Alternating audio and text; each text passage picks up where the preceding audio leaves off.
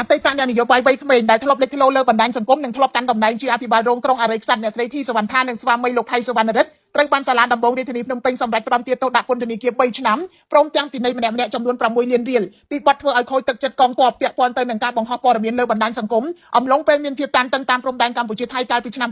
2025សាលក្រមនេះត្រូវបានប្រកាសនៅថ្ងៃទី13ខែកក្កដាឆ្នាំ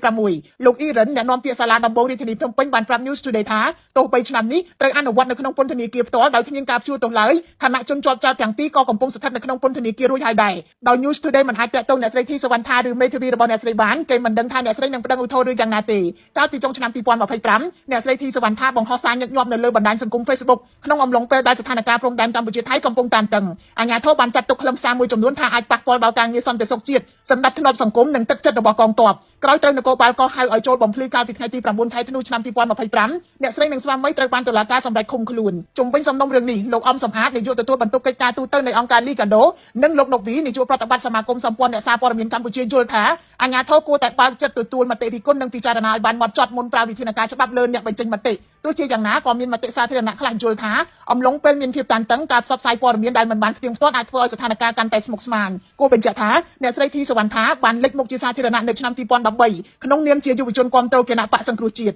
ប៉ុន្តែនៅឆ្នាំ2017អ្នកស្រីបានចូលរួមជាមួយគណៈបកប្រជាជនកម្ពុជាហើយក្រោយមកត្រូវបានតែងតាំងជាអភិបាលរងក្រុងអរិយខ្សាត់មុនពេលត្រូវបានដកតំណែងនៅឆ្នាំ2025